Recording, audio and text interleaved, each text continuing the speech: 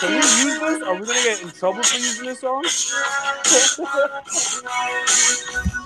This is a good song. This is such a motherfuckers. We're live. Look at that little yellow button in the corner. We are live. So that's how the Jersey boys start off. They start off with some curse and a little Bruce Springsteen. Dirty fucking Jersey. Yo, the worst part about starting out like this is there's supposed to be 4 of us and there's only 2 of us. So before we introduce ourselves, let's talk about Wilmer real quick. What do you think Wilmer's doing right now? He's probably smoking a whack-ass rolled blunt because he's trash. And I don't know, man. What do you think he's doing right now? Well, if he's smoking a blunt, then obviously he forgot his username and password. That's why he can't get on right now. So, I mean, his issue is he can't log in, and that's why he's not here. So that's the first one. And then what happened with Waldo? What do you think Waldo's doing right now? He claims that he's showing a house right now. Wally's definitely he's scared. He's definitely just scared. Yeah, I think he didn't do his research, Drew. That's what happened. Yeah, I mean, but he's a degenerate, so he doesn't do research. He just makes picks and goes off with his feeling. Like, I got a feeling. I woke up with this dream, and I had a number. Amanda Nunes wins. That's how he does his thing. Well, I tell you what, if he picks Amanda Nunes, I think he's got a good chance of winning this first fight at least. Well, I 100% agree with you, depending on how Pennington attacks this fight. So listen, before we get into this fight, because you're about to start talking a little reckless right now, start giving away picks and shit. Nope, not yet. Just teasing. I want to introduce the public to you first. I'm a basketball coach. I'm not much of an MMA seasoned vet. You know what I mean? I do a little bit of the behind the scenes videography, the news, and that kind of stuff. But let's talk about your experience with BJJ. So when did you start BJJ? By the way, full name Andrew Valencia. And your social media Steve, baby. Listen, we're all going to be tagged, so they can get us later on Twitter and follow, and, we'll get the following. We want to get up to Joe Rogan levels, but we're not there yet. Oh, Joe Hogan, man. That's my freaking idol, dude. But anyway. So when did you start BJJ? Well, honestly, I started in 2009, dude.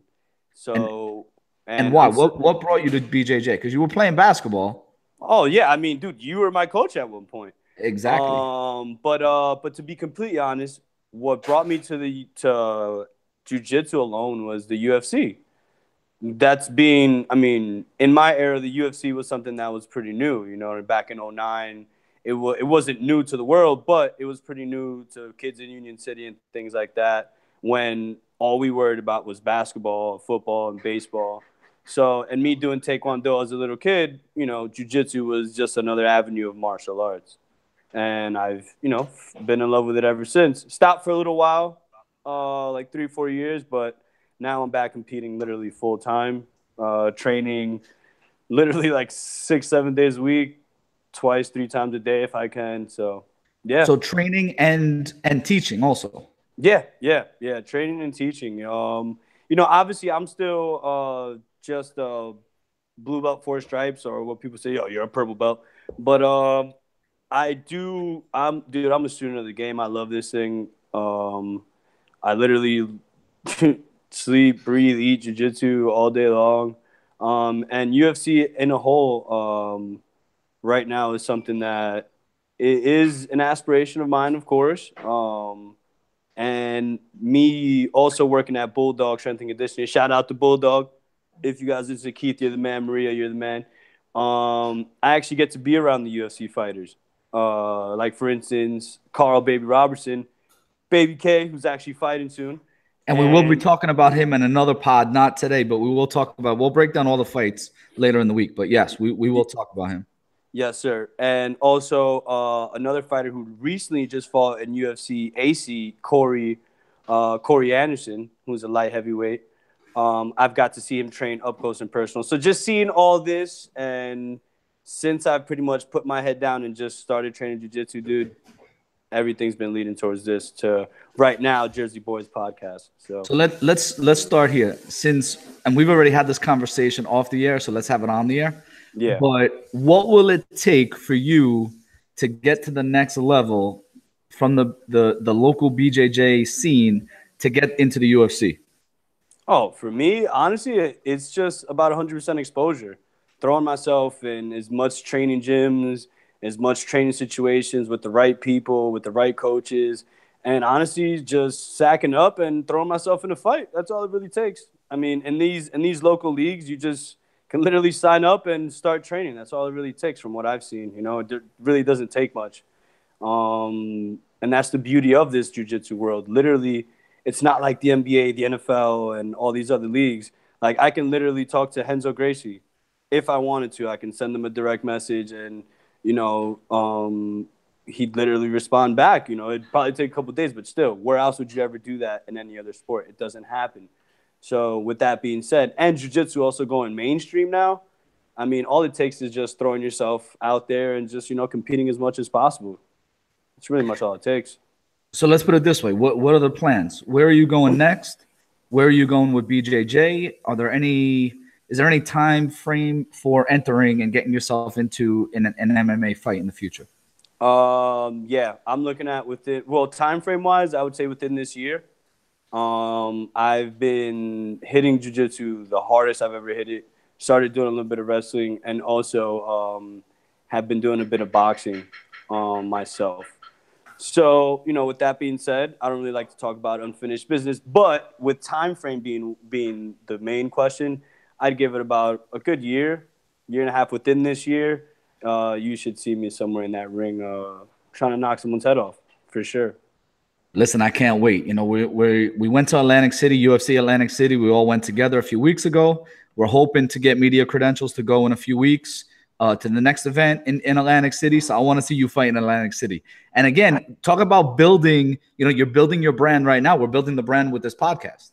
Oh, so no. Hopefully we're building our brand. We're building your brand.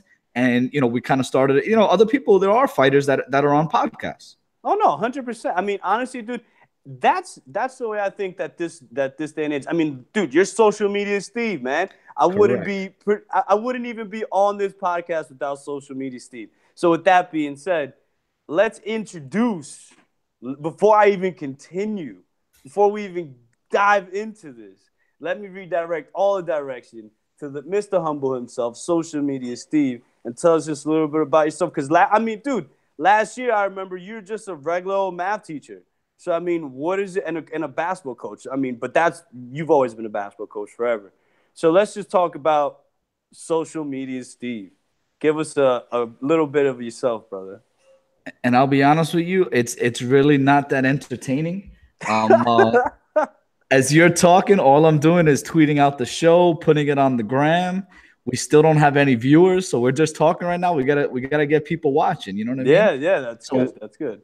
What have I done? Basically, I've been doing the MMA scene for the last, I guess, year and a half. Not really doing a whole lot with it. Just watching events. Doing the film breakdown, learning how to break down film. Because again, from my basketball background, I'm big into breaking down film and seeing what teams' tendencies are on a basketball court. So again, I like to see tendencies with MMA, and I think that's one of the things that I think some of the fighters, especially when they get started, they need to do a better job of. You see when there's a lot of film, on fighters, and fighters have a 5, 6, 7 UFC fights, you can kind of gauge where they're at. You can see their tendencies. A lot of times in the local scene, maybe it's because of the lack of video, and they don't get to see a lot of the other fighters against quality competition. They just don't know what they're up against.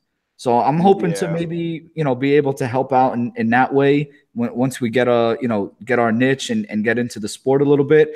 And again, like we've talked about over the weekend, maybe get into some of these gyms, do some on location. 100%. Yeah, on location interviews, see some of the guys work out, and you know what I mean. Go through some of those practices so that I can, kind of fine tune. I'm not gonna be a fighter. Like you're the fighter. I'm not gonna be a fighter.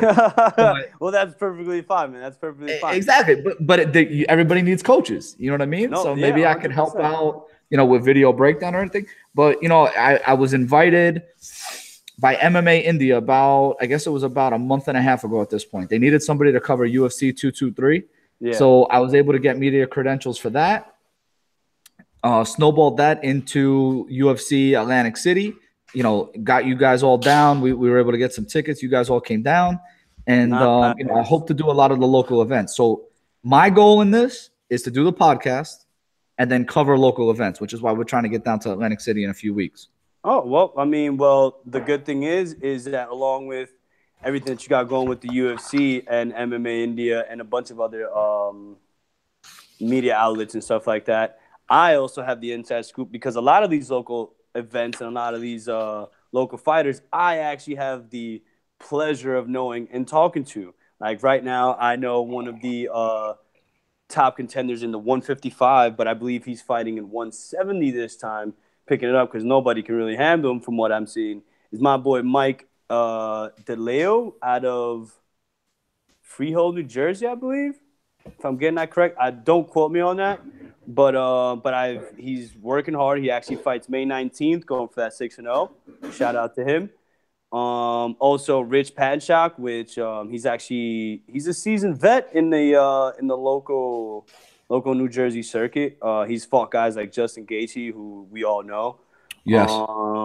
And I also have a couple other fighters and actually a couple female fighters who are coming up and trying to get into Invicta too. So I mean, we got a bunch of things for the podcast going forward. So it should be good, 100%. Yeah, and you know what? For the most part, I think that the most entertaining thing in this whole thing is you got professional fighters, up and comers, and the people that are making six figures to maybe $1 million. I know there aren't many people that are making $1 million a year in the sport just yet, but there's enough that are making a decent amount of money. Yeah, and again, they're very approachable. You know what I mean? Oh yeah, everyone really is.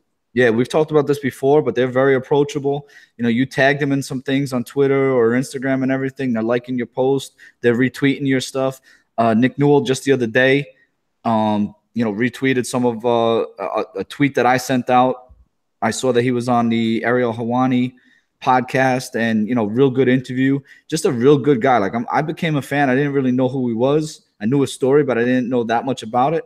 But I became a fan in the last 2 weeks. So yeah, dude, he is 100% an inspiration. I mean, if you want to see that impossible is literally just a word, look up that kid's story, man.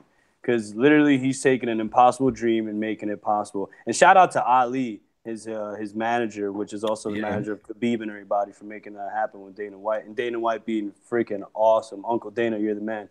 But yeah, man, Nick Newell. I really hope he does well, man. I don't really know much about him. I know he's a badass just for even coming up and stepping up in that octagon, man.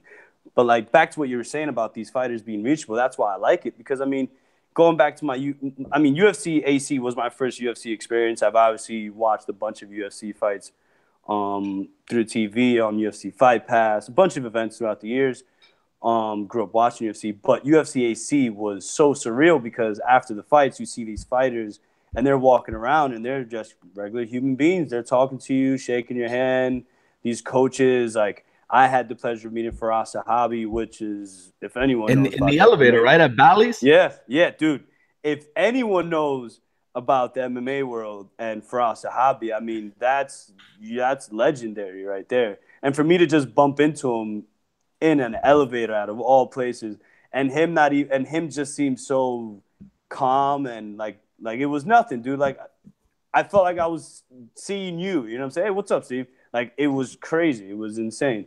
So just that alone just makes it so much more real, and it's I love it. That's why it makes it so much easier to talk about. So the best part, and honestly, I really hope that we're able to get down to Atlantic City in a few weeks. Ring of Combat, right, is what we're trying to June 8th, to get into in a few weeks. Yeah, June 8th. So if we can get there on June 8th and get down to one of the best parts and one of the thrills to me, when you first came down to Atlantic City, I'm waiting. I'm in the middle of Bally's, right by the craps table. You come strolling in, and I see you, and I'm like, yo, did you see who just walked past you? And you literally walked, talk about approachable. You walked right past Frankie Edgar. And again, that was the highlight of the week for me. We're literally playing craps, playing blackjack with Wilmer and Waldo. We were all down there, the guys that are supposed to be on this podcast that are too busy to come on to the first fucking podcast, and they're too busy to come on to the first first Yeah, but show. they're in the group chat. They're in the group chat. You see it popping up. They're Yeah, they keep messaging, but they can't get it. Woman can't remember his username and password, and Waldo's showing the houses. Whatever. They can do whatever. But we need to get another event. UFC needs to come back to Atlantic City, and people need to stay in the hotels, get on the floor where the fighters are staying, and it's a thrill. embrace As a these guys, man. Yeah, Embrace it these was guys. it was a great time. So I'm hoping that we can get back down to Atlantic City for that event. I don't know if I'm gonna recognize all the fighters. I recognize the UFC fighters. I don't recognize all these guys. I haven't really done tape research yet. But now that we've done some research, you want to get into talking some fights so these people can see what we're gonna talk about when we start the show for real. Let's get into it. I mean, well, the first set of fighters or fights that we're talking about is this upcoming card with Amanda Nunes and Raquel Pennington, right? Leading off the fight. What do you think about that? Well, let's go into some numbers real quick. We were talking off the air, and you were a little surprised that Raquel Pennington is 9-6 right now. Wow. Yeah. Nunes is 15-4.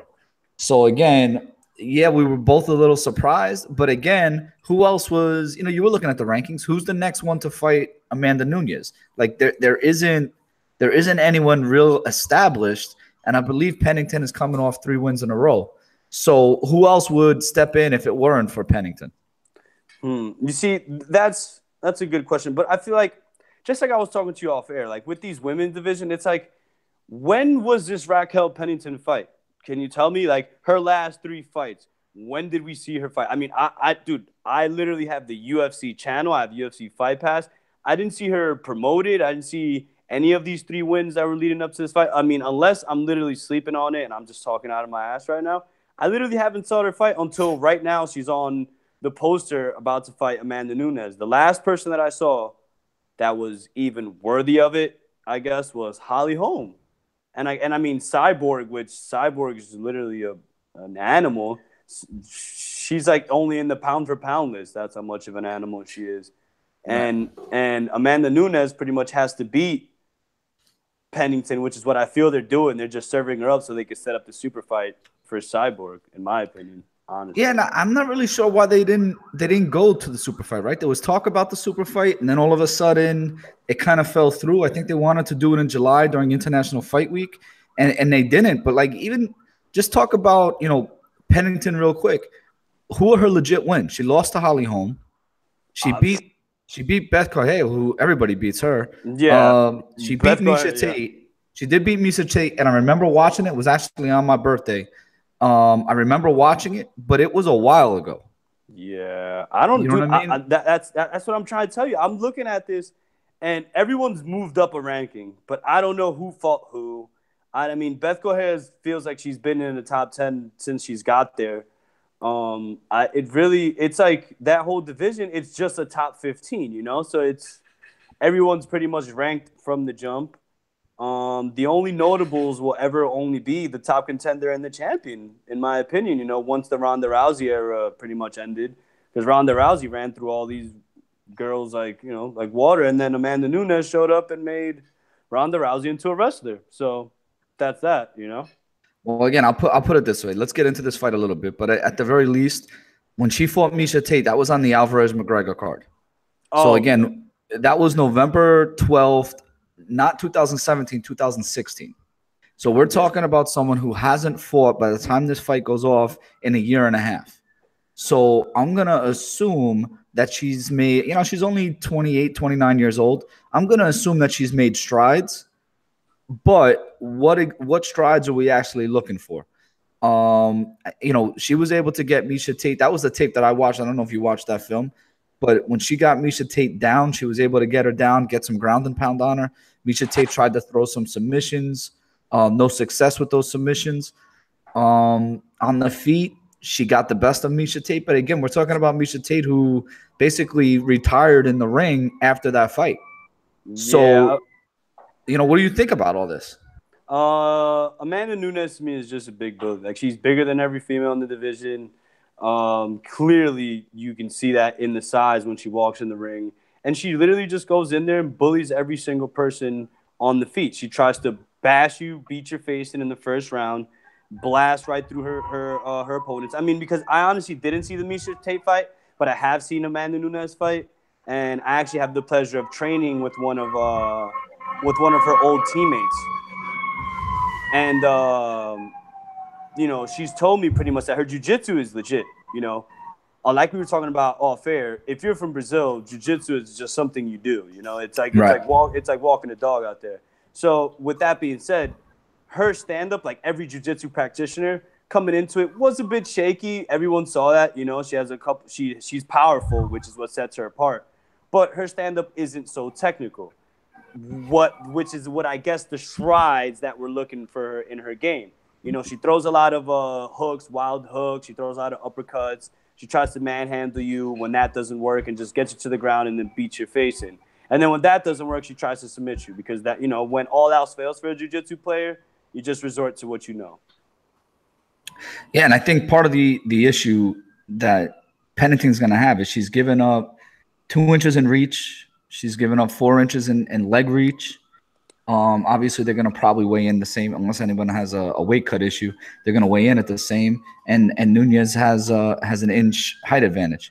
So again, all the advantages go to Nunes, and I'm not really sure what we're going to see out of Pennington. Now, with that being said, the odds are Nunes minus 660, Pennington plus 480.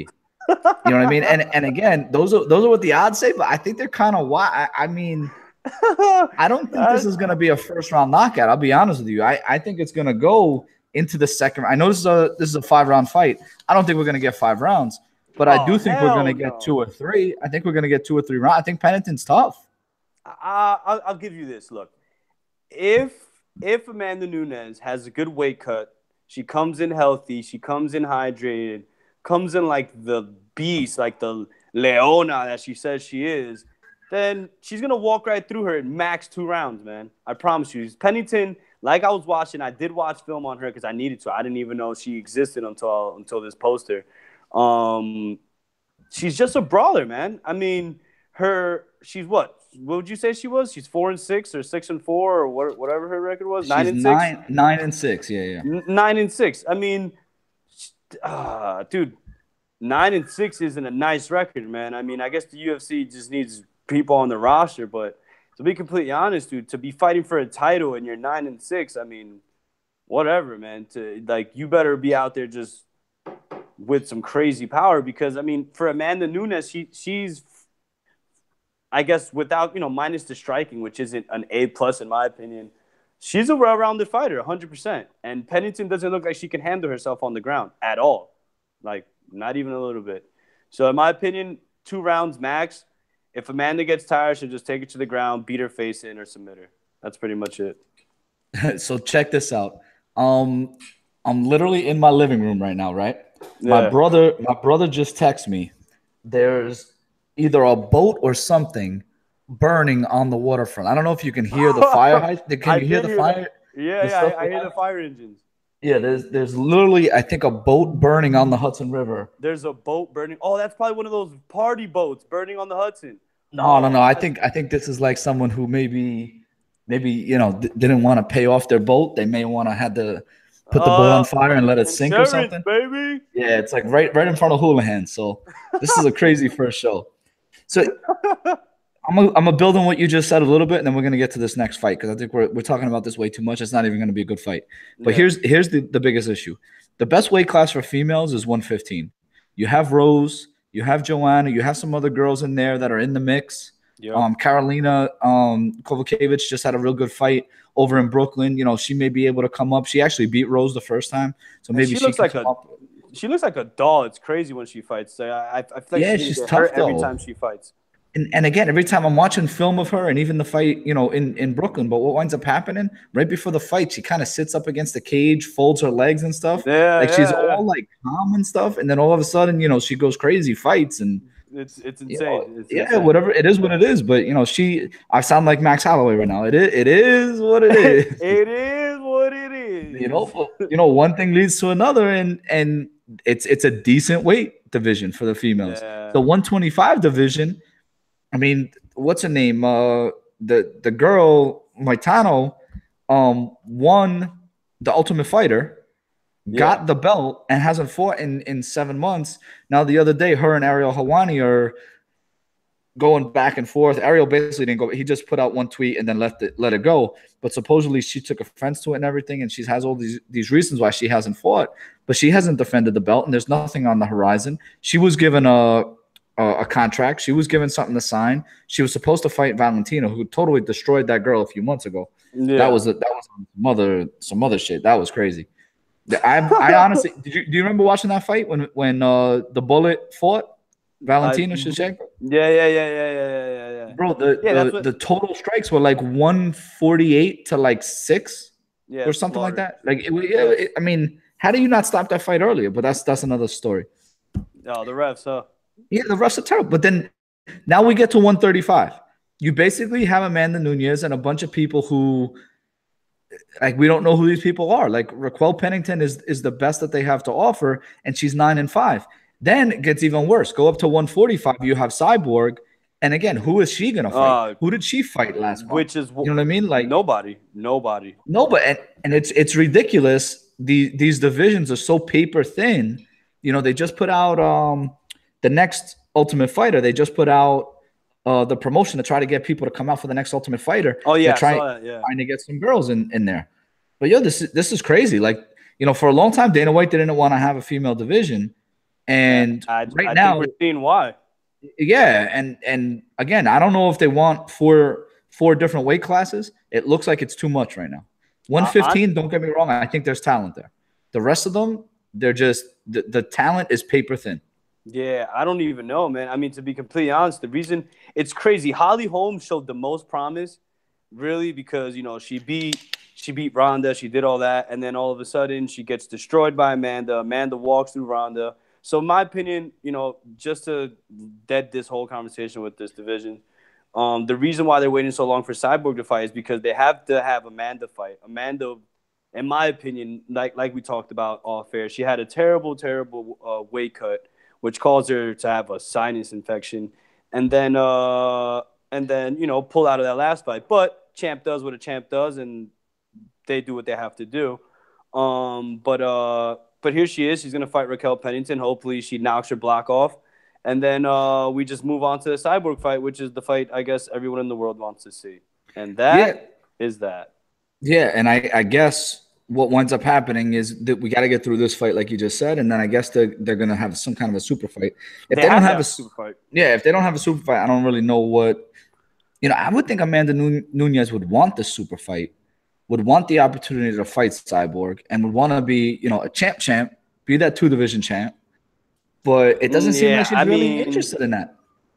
I mean, honestly, between me and you, I don't know if it's just my intuition or just my, you know, my old ways when I used to play poker a bunch and reading people, but Amanda doesn't really seem confident under the lights a lot of times, man. Like, when she's up against a big challenge like that, she seems a bit uneasy, and it's crazy in a lot of those moments. But we'll see, because in my opinion, she's getting served up a fish. So we'll see how she reacts when she fights the big champ, which is Cyborg. Because other than that, dude, there really is no one else in these divisions. I mean, literally, no one else. Everyone she's fought in her division have already been fighting for almost 10 plus years, half of these girls, man. And anyone who's new, you don't even know their names. So it's just, you know, they're just serving up these girls in platters. Hopefully they get one-punch shots at Amanda Nunes. And Amanda Nunes, if she cleans up, she'll be fighting Cyborg in no time. And that's the fight everyone wants to see. I mean, the UFC's just turning out super fight after super fight anyway. So, yeah, and it would have been nice to have two of them on that card, International Fight Week, if they could have had with DC on it, with DC and Stipe, if they could have, you know, pulled that fight off and pulled this fight off, that would have been pretty. I mean, that card is already stacked.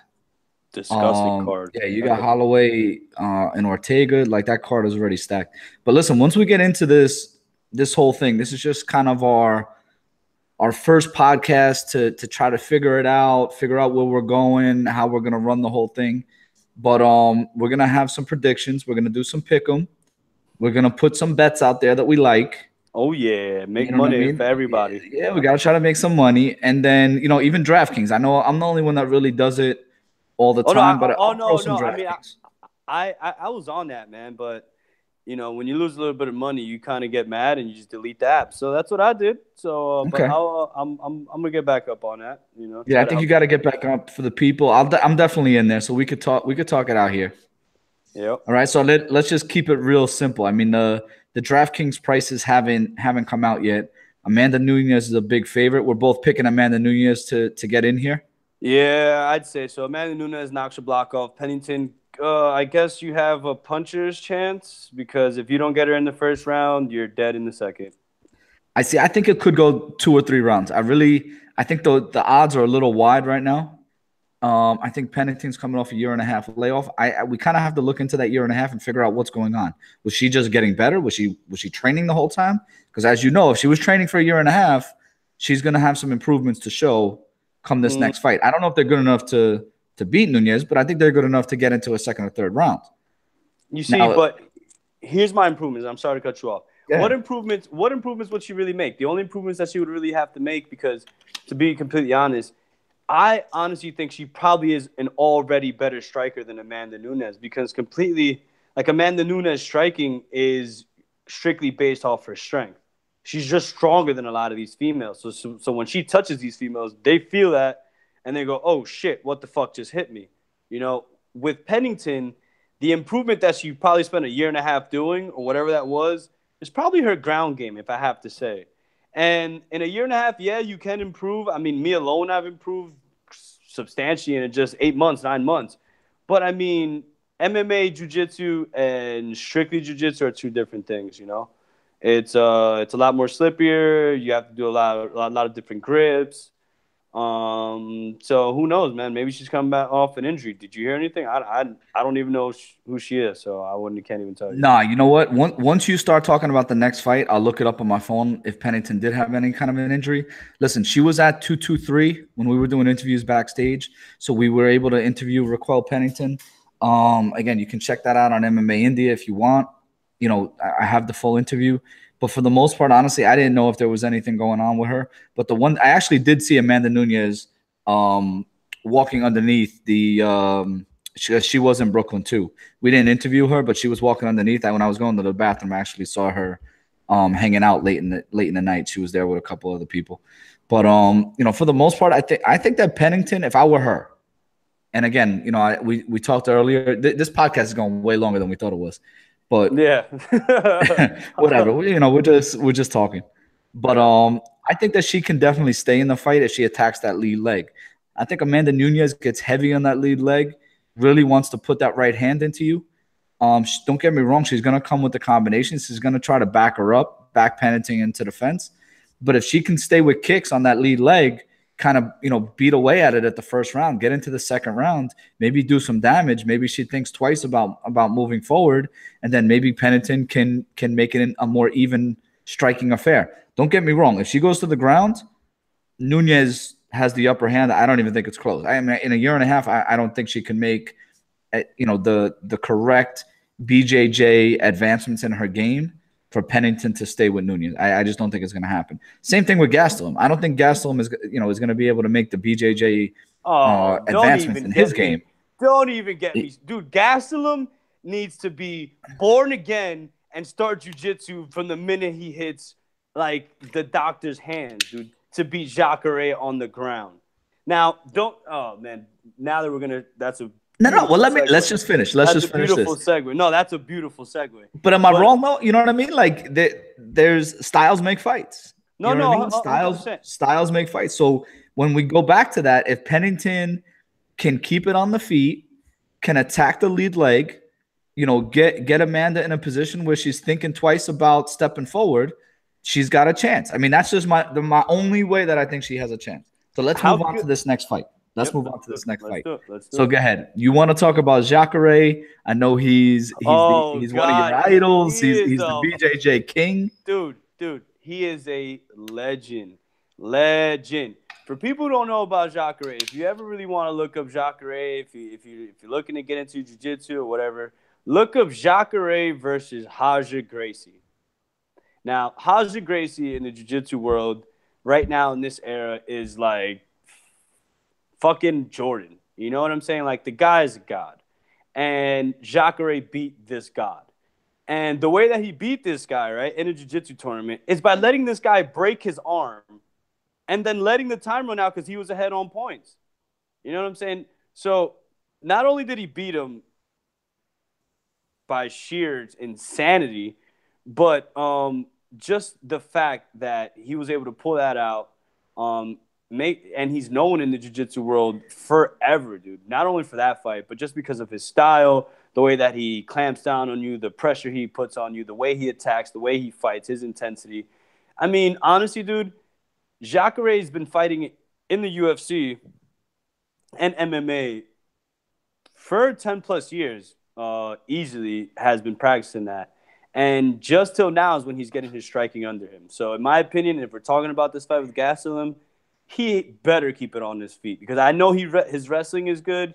But if we have anything to do with submission grappling or anything like that, if it gets even near that, it's lights out for my man Gastelum. He stands no chance on the ground.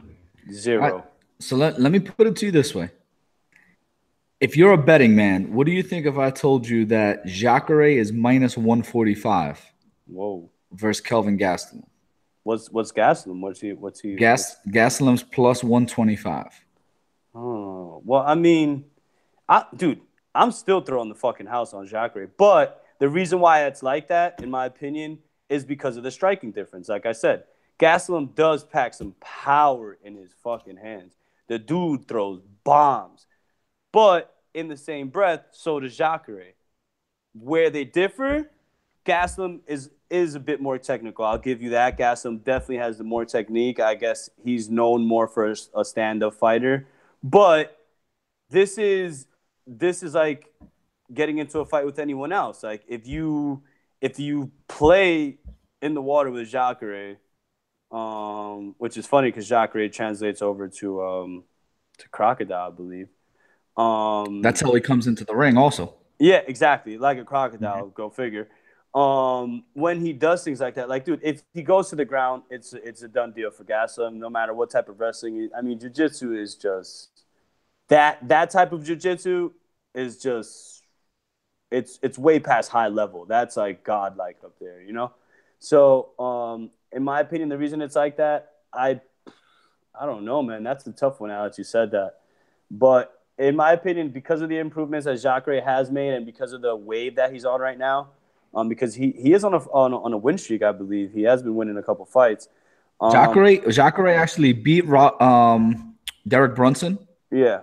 Last time out, that was the second time they fought. He beat him with a head kick the first time earlier in Brunson's career, and then he beat him again with the head kick. Yeah. So honestly, I'd say, in my opinion, if I'm a betting man, I'm gonna stick with Jacare. Completely honest, just because he's on a good winning streak right now. He's looking good. His striking's look better than ever. And Gastelum, you know, if he doesn't knock him out with his power, I don't really think he has anything for Jacare, to be completely honest with you, man. Jacare has more experience in the ring. Kevin Gastelum's a bit young.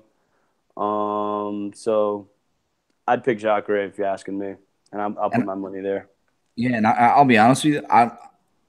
Again, the way that you presented it, you thought that it would have been closer. I actually thought it would have been further apart. I was shocked that it was minus 145. I assumed that Jacare would be like minus 200. Yeah, I mean, I thought it'd be a lot bigger too. You know what I mean? So I love that line on Jacare, and I would definitely recommend that a lot of people, jump on that Jacare line. And again, if you want, you could even pick how he's going to finish him. You can pick by TKO or you can pick by submission. Personally, I 100% agree with you. I think if it gets to the ground, I think he's going to be able to, to submit Gastelum. Gastelum is very strong, though. That's the one thing about him. He's very strong. But again, what is his path to victory?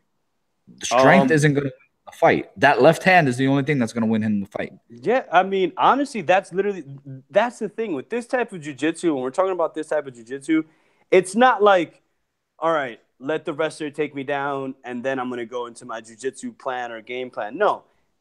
Whenever Jacare decides, I don't want to strike anymore or my striking is not working, guess who's going to the ground?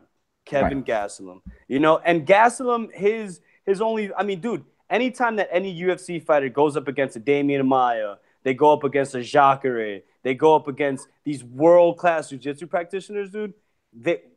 What's the one thing they say? I've been practicing my takedown defense. I've been practicing my takedown defense. Why? Because only world-class wrestlers can really deal with the world-class jiu-jitsu guy. You know, like a Henry Cejudo. And even those guys have trouble with jiu-jitsu, with world-class jiu-jitsu practitioners, man. Right. I mean, there's purple belts in the UFC that are having their way with world-class strikers, world-class MMA fighters. You know what I'm saying? Because jiu-jitsu is something completely different, man. When you get to the ground, it's not wrestling and just a headlock, you know? It's about pressure and leverage, man. And a lot of people don't understand that. And I'll even take it a step further. You know, you talked about the transition from BJJ to wrestling. You're talking about a guy in Kelvin Gastelum who last time out, I don't know if you remember the Chris Weidman fight, but Chris Weidman, and it was a while ago, it was about a year ago, but he was basically able to get him down and submit him. I mean, that's how Weidman won the fight, right? Yeah, so he was able to get Gastelum down a couple times. And don't get me wrong, if you watch that fight, Gastelum caught him. I believe it was the end of it was either the end of the first round or the end of the second round. Gastelum caught Weidman, you know, kind of dropped him, definitely, you know, got him back to the cage, and he kind of got saved by the bell there. So, and they came out in the next round, and Weidman got him right back down to the ground. So again, when it comes to Jacare, don't get me wrong, he's probably going to wind up striking with him to start the fight. Every fight starts in the feet, so of course he's going to have to do some kind of striking. Yeah. But he's got to stay away from the hand, drag him down, and get him into those kind of waters where he can do his BJJ and just get the submission. Now, the last time I was actually at the Brooklyn card where Holly Holm fought Durandame, and Jacare was on the undercard. So Jacare was actually the only finish of the night. He had a good finish. But like, you know, you had said before, he strung together a few fights in a row. I believe out of his last 7 fights, he has 2 losses. His 2 losses are Yoel Romero and which is a freak. Yeah, he's a freak, and Robert Whittaker, who is actually fighting, you know, next month for the title anyway. So I mean that makes you know what I mean? Perfect sense. You know, the only 2 people he's lost to are those are the only 2 people he's lost to. But don't get me wrong, Gastelum's at that point where he needs this fight to take that next step. Number 1. Number 2, and most importantly, if he gets off that left hand, he can put Jacare in trouble. So that's basically where this fight lies. So your official pick for the night is Jacare? Yeah, my official pick is going to be Jacare, honestly. And honestly, I'm just to go back a little bit on the Chris Weidman. I'm happy you brought that up. Chris Weidman, if you look up Chris Weidman, he's world-class wrestler. He's a world-class wrestler. So the fact that, and I honestly don't even know his jiu-jitsu background, but I'm sure he probably has been to Henzo's a couple of times. Who knows? Because he is from the city. He's from Long Island, I think, or Staten Island. But anyway, shout out Chris Weidman. I saw him at UFC AC. He's the man. But Kelvin Gastelum in the rankings, he's ranked 5. Chris is 4. And just the way that Chris was taking him down and took him down shows you that whatever Kelvin's been working on, it's definitely takedown defense. And doesn't matter how long you've been working your takedown defense, whenever Jacare decides it's time to go to the ground, he will go to the ground. So in my opinion, I'm locking in my pick with Jacare, because if Kelvin can't get that left hand on him, like you said, which is all he packs, is that power in that hand, honestly, I don't see it going well for Kelvin. He's just going to get beat up and choked out. Yeah, and I'll take it a step further. I think that Jacare is a great bet. I think if you want to take Jacare by submission, because I really think he's going to have to get it to the ground, so I think Jacare by submission is a great prop bet. I think Jacare is going to be, if this stays up -145 when the DraftKings prices come out, he's probably going to be about 8,400. I think that's a great price for a guy who I think can get a submission and needs to get a submission. Again, I'm not saying that Jacare can't strike with him, but why do you want to? You know what I mean? If the left hand is what you're worried about, why do you want to strike with him? Just get him to the ground and, you know, ride out the rounds. You know, he'll make a mistake. He did a good job. Gastelum did do a good job of kind of staying out of submissions, you know, at certain times. But he's not Robert Whittaker. He's not. I think he's better than Brunson, but he's definitely not Robert Whittaker. He's not going to hit you with that left, and he's not as athletic. He's athletic for his frame. But Robert Whittaker is a world-class athlete. You know what I mean? No, 100%. So there's just, it's just different. You know, it's just different. But if we're talking about Whitaker, Whitaker is a real martial artist. Like Right. Whitaker, before MMA, before UFC, this dude was fighting, I believe, karate or kickboxing or taekwondo, one of those things. And he's a world class like martial artist. And when you're talking about guys like that, he also has like a style almost like a Stephen Thompson, where they have that weird karate stance. Dude, those are real athletes. Like Kelvin Gastelum's gonna go in there and try to throw bombs and brawl, and that's pretty much all he has. Because I mean, when you don't know jujitsu, the most you can do is pretty much try to defend yourself. Because I mean, that's the best you can do. Try to get out of a couple locks and stuff like that. But you're Yeah, not fight gonna, the hands on the ground, things like yeah, that. but you're not gonna move like somebody who's been doing it their entire lives. And one thing I can tell you, knowing this for a fact, Jacare has always been known for a finisher in the jiu-jitsu world. Because in the jiu-jitsu world, when you go to competitions, you don't leave it in the hands of the refs. You go for the finish. I mean, some fighters, there are point fighters who go in there, try to get position, hold you down, get the points, and they win that way.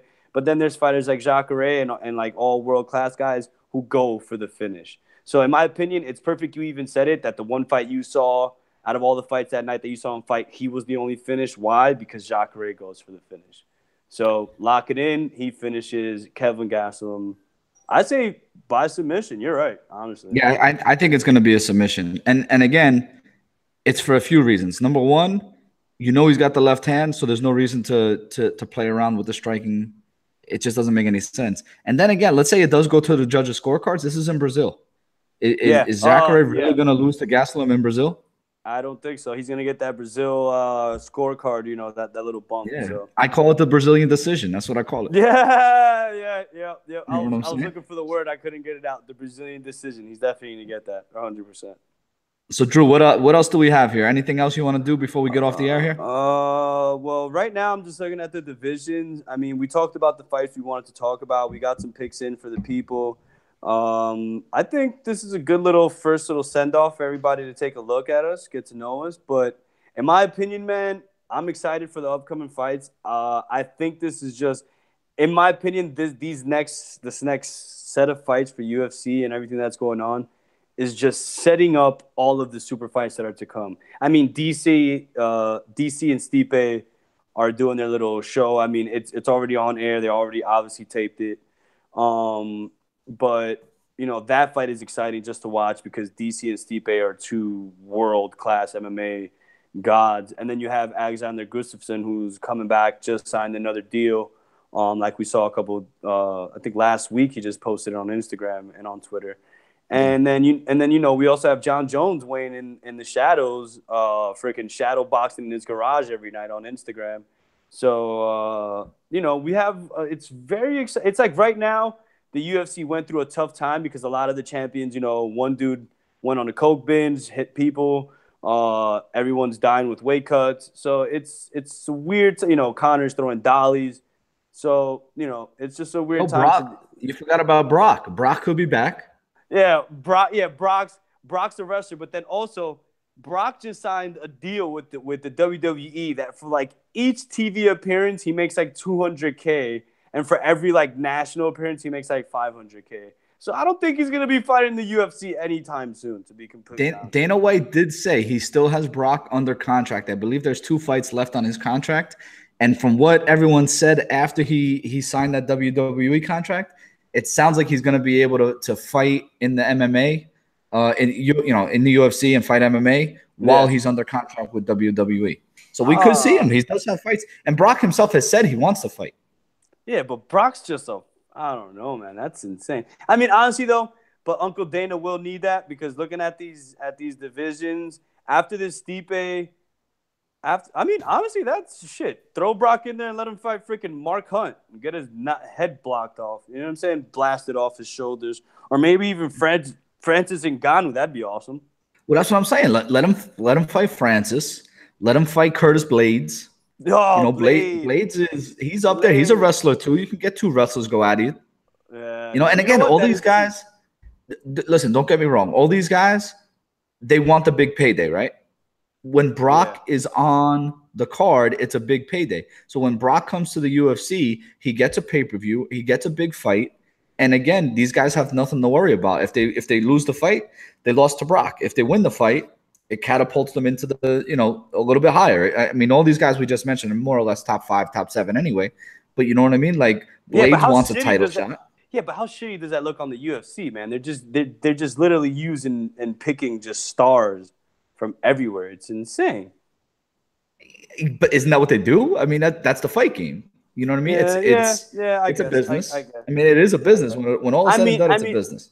I mean, dude, back in the day, it used to be about, you know, you fight the best fighters and you move up in the ranks. Now it's just like, how popular are you and can we get up to you? Because if just before we sign off, I did want to get your quick opinion on one fight that I kept talking about for absolutely no reason because I thought it was on this card. Was the was the Colby Covington fight with who's he fighting again? With Diego what is it? Yeah, Santos, right? Dude. No. Covington is Dos Anjos. Dos Anjos, that's what I meant to say. Rafael Dos Anjos. Yeah. I said Santos because I'm actually looking at his name right now. But yeah, Colby Covington's gonna get his freaking face beat in, bro. He's gonna get destroyed. Colby, if you're listening to me, I mean, I heard you're a nice guy, but you really picked the wrong one this time. You're gonna get fucking killed. I'm sorry, bro. You're gonna get killed by this Brazilian, bro. It's not gonna be good for you at all. Really not. Well, I'll tell you what, man. I know for a fact that what Colby's doing is just pissing people off, talking shit, which is what we're doing right now anyway. But, you know, maybe not pissing people off, but we are talking shit. But I like Colby, man. I like the way he fights. I like how he mixes it up. I hate him. I hate him. Yeah, and I like him. And that's why we're going to go head to head because I want him to beat Dos Anjos.